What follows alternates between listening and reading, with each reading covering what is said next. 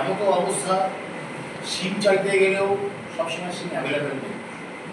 যদিও স্যাপে সব কিছু এন্ট্রি থাকে, তাতেও 25, 30, 40 এর বেশি সিম নেই।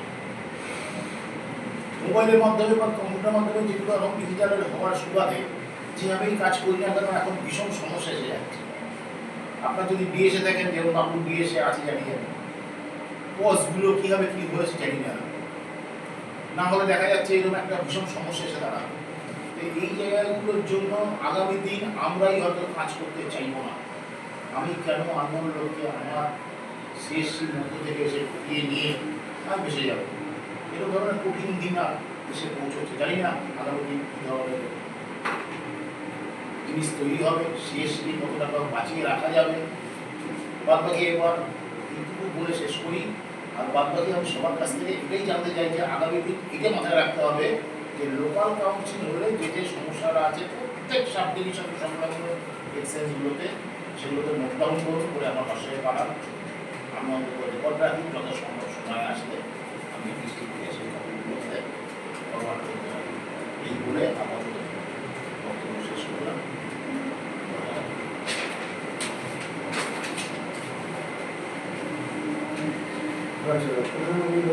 আপনারা কিন্তু এই দুটো নাম যে প্রস্তাব রেখেছিলেন,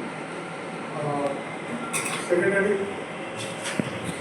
এবং সেক্রেটারি আমাদের এই দুজনের নামে অপরপণ করা হবে। ঠিক আছে, আপনারা এই বক্তব্যের মধ্যে এই দুটো বিষয় উল্লেখ থাকে, আপনারা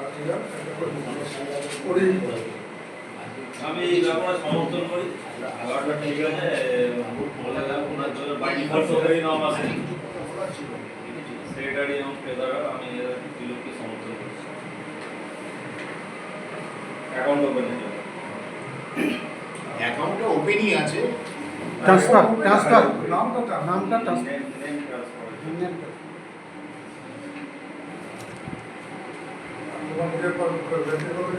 সমস্যা বা তোমার সমস্যার বিষয় সম্বন্ধে আলোচনা করো। সমস্যা তো সমস্যা নিয়ে নতুন করে কি বলবো, সমস্যা সেই পুরোনো সমস্যাগুলোই ফিরে আসে আমাদের কাছে বারবার। নতুন এখন সমস্যা হচ্ছে কি যে আমি নিজে সিএসসিতে আছি। তো সিএসসিতে কাজ করতে গেলে প্রবলেম হচ্ছে এখন নতুন সব নিয়ম আসছে, বুঝতে পারছি না। সিএসসি দুটো মানে চার্জ যেটা আছে সিএসসি সেটাকে আলাদা করছে। আমি যেটা দেখেছি যে মেল গেছে আমাদের সাব ডিভিশন থেকে, এনজিওর কাছে মেল গেছে যে সিএসসি কারা কি কাজ করছে, মানে এক্সচেঞ্জে কারা কি কাজ করছে ইনক্লুডিং সিএসসি। তো আমি দেখেছি যা কাজ করছে নামের লিস্ট তাই গেছে, সিএসসিতে কিছু রদবদল হয়েছে। যেরকম হচ্ছে আমি অপারেটর আর ইনচার্জের দুটো পার্থক্য আমি খুঁজে পাচ্ছি না।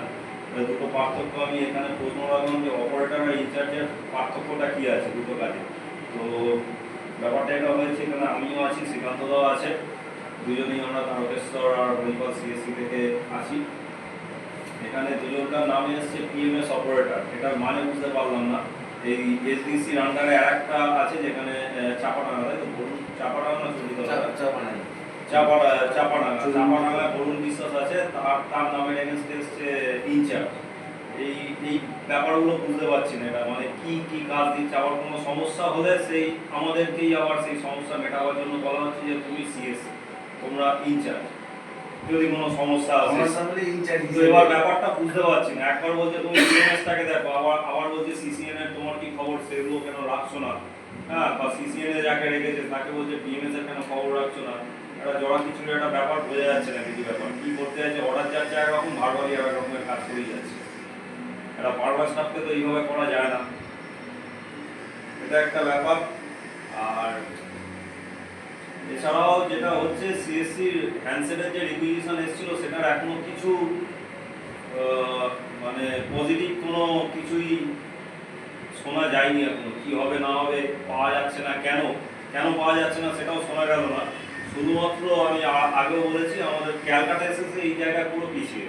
ক্যালকাটা এসেতে এরকম কোনো সিএসসি নেই যারা হ্যান্ডসেট পেয়েছে, কিন্তু আদার্স যে বিএগুলো আছে তারা কিন্তু পেয়েছে, কম সম করেও পেয়েছে। আমার জানা আছে আসানসোল পেয়েছে, দুর্গাপুর পেয়েছে, শিলিগুড়ি পেয়েছে এরা, হ্যাঁ, কৃষ্ণনগর এদিকে পেয়েছে এরা। কেন ক্যালকাটা দিয়ে কেন পায়নি বা এখনো কেন পাচ্ছে না, এইটার কোনো প্রশ্নের উত্তর এখনো পেলাম না।